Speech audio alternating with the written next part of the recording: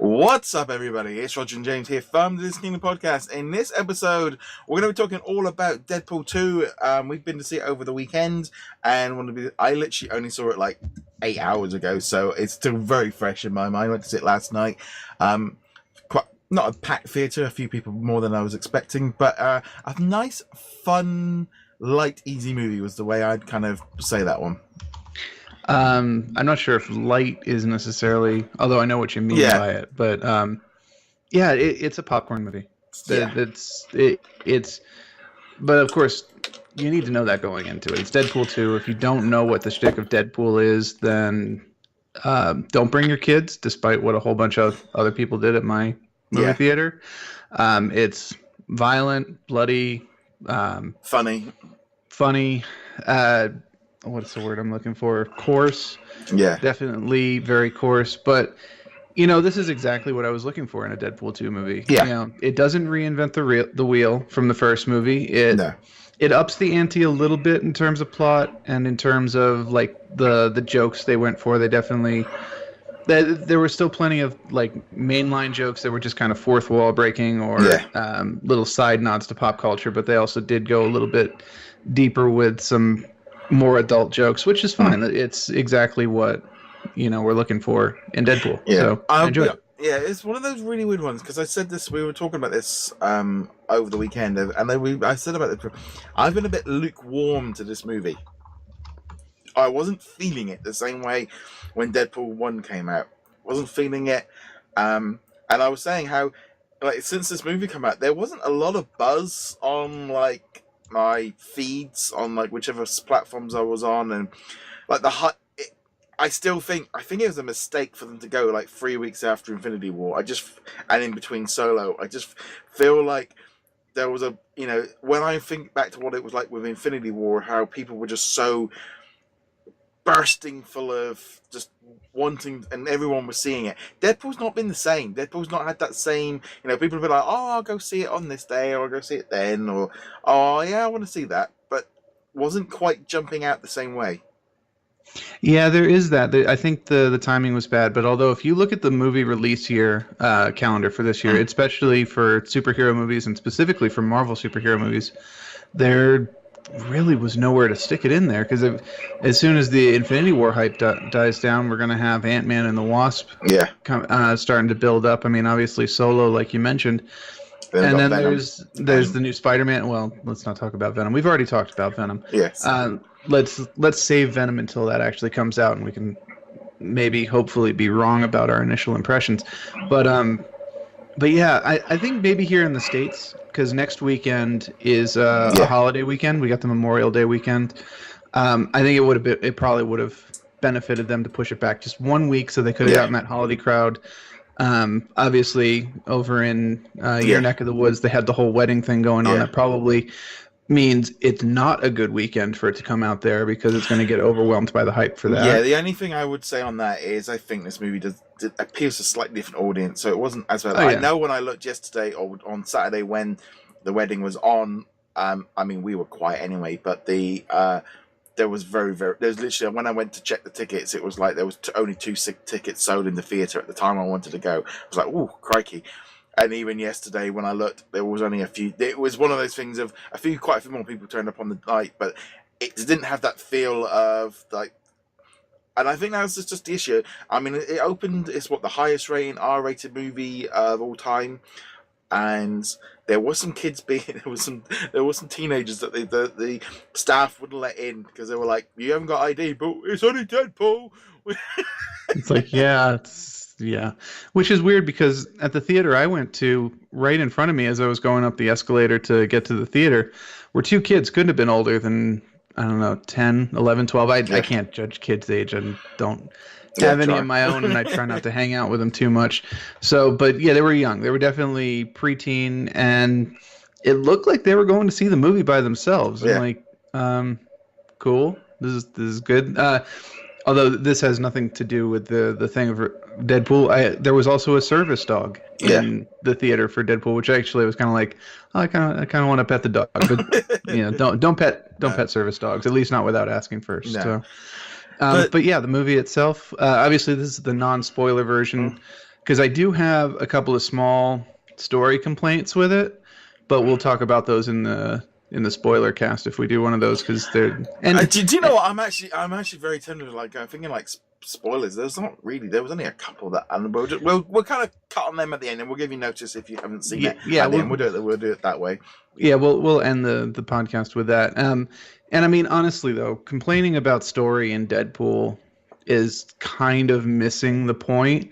The story for Deadpool is really just a framework to tell jokes within and to push the action, much like Weasel says in the first movie. Yeah. Maybe it'll advance the plot. And it was very much here the same with that. But yeah, overall, enjoyed it. It's exactly what I wanted out of a Deadpool movie. If you like the first one, you're going to like the second one. I still think you shouldn't be bringing your kids to it, but whatever. Plenty of parents did anyway. Yeah, it was that thing of like, it was good and it was fun and it was. I still think it was a little bit stuffed with too many characters. I think that was a problem that they had with it. It didn't need as many as it did.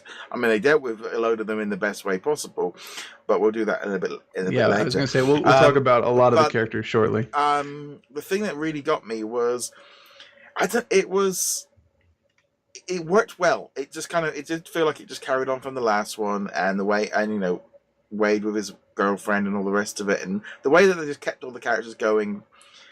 There wasn't that kind of overwhelming villain thing for this one, which I thought was quite interesting, quite nice. It wasn't a straightforward. I mean, obviously, Cable is positioned as the villain for most of the movie, but we know that that's going to be flicking. If you've read the comics or anything, you know that that's going to be flicking. So that wasn't. It was quite nice in the fact that they didn't really have that stereotypical villain over arc. Yeah, I mean. And they could have gone one direction with the villain, where they could have done the inciting action from the first 5 minutes of the movie, which we'll talk about in the spoiler bit. Yeah. They could have set that up as the villain for the movie, but no, they kind of deal with that very quickly, and then it turns into a very different villain. Cable is kind of the villain for part of it, but they have like a realization moment, not the tried and true superhero misunderstanding fight. No, Cable is out to kill people in the beginning, and he doesn't care who. But they have that moment, and then they of course team up and all that stuff. So I mean, just as a whole, I thought it worked very well. I mean, what got me was how much Ryan Reynolds was doing stuff without the mask. It seemed quite. I wasn't quite. I thought it's that kind of thing of. I mean, obviously, it's not the. He obviously wants to have his face on and showing the fact that he is actually doing it. But I was a bit surprised at how much he was unmasked. You don't tend to see that so much in the comics. True, and then I feel it is worth pointing out that anybody who was hoping to see naked Reynolds make a return from the first movie, sorry, no naked Reynolds this time around. No. It's that thing. I mean, like I said, it was really good, really enjoyable, solid, but it was that kind of thing of this is a Marvel movie, and I think that thing of like where 2018 has flicked the curve on what people expect after Black Panther and Infinity War. This was back to being just a normal superhero movie. Yeah, and which is really what it needed to be too. Not just for our sake. We not every movie needs to reinvent the wheel. But yeah, if you try to overly complicate the story, the humor would get lost, or the ability to tell the humor would get lost. So right. On that note, I'm going to give everyone just flat out warning. We're going into spoiler mode now. Give them a couple seconds here to turn off their device and hit that subscribe button on the way out. Yep, exactly. All right. Okay, so spoilers. First off, let's get the big one out the way. The Juggernaut. Introducing him as kind of a nice villain piece. Unexpected, didn't know that going in. Was really glad when they did do that, because it was kind of that proper X-Men feeling at that point. Right, and the fact that they were able to hide the fact that the Juggernaut was in the movie was great. Because it made that monster moment, the foreshadowing monster moment work out that much better. Because if we had known Juggernaut was going to be in, it was like, oh, the monster in the basement is Juggernaut. Yeah. No, actually having that moment was really cool. So, and also, this is where, in some way, like not having any merchandise meant that that could keep that quiet because there was going to be no merchandise leaks, because this would have got out through Lego or Funko or somebody else if it'd been a Marvel movie.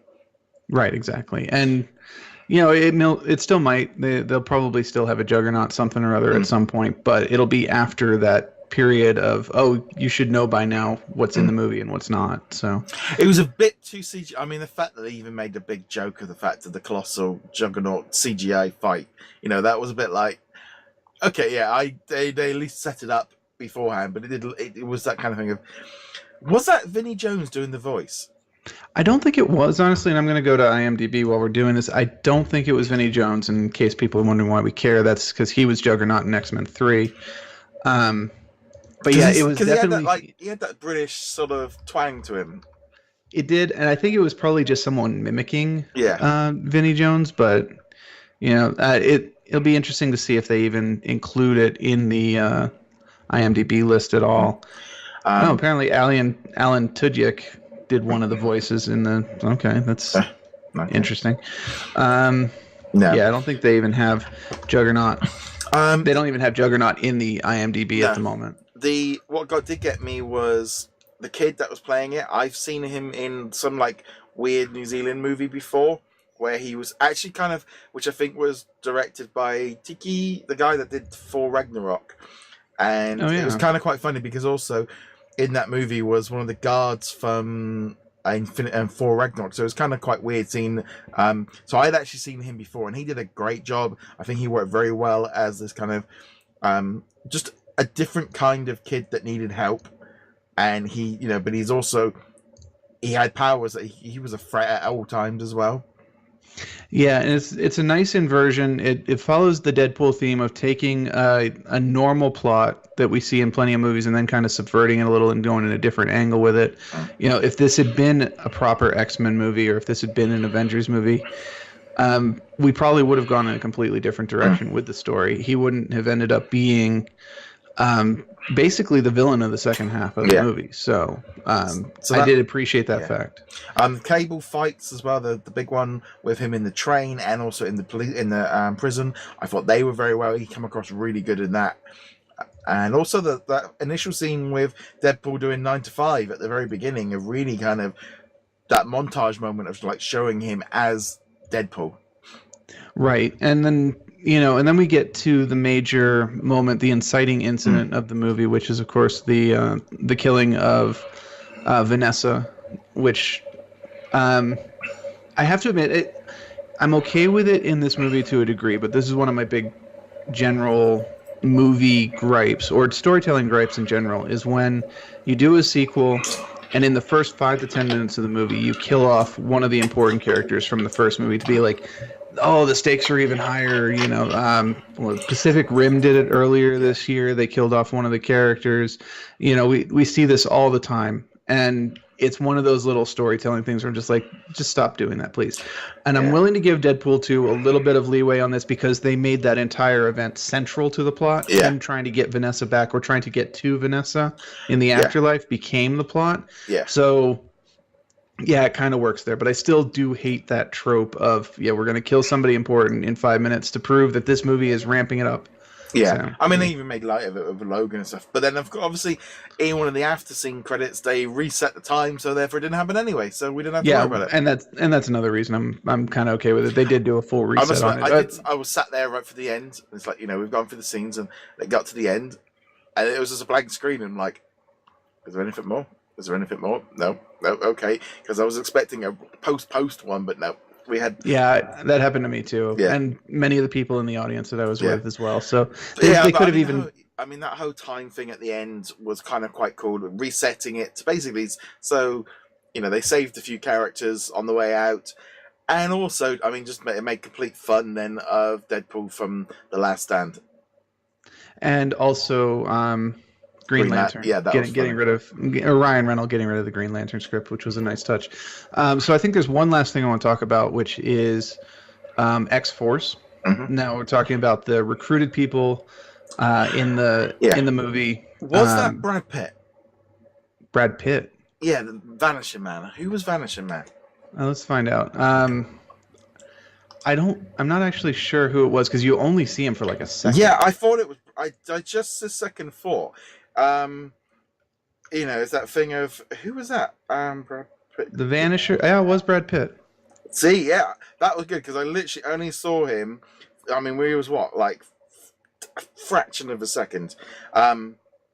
But yeah, so that was a nice one. I was not expecting that whole thing when they're coming in on the and then for them basically just to kill off the whole of X-Force in what it was just like, and you knew each one was going to be happening as obviously the first one, and then the second is like, they're all going off, and I just thought that was such a funny way. I wasn't expecting it.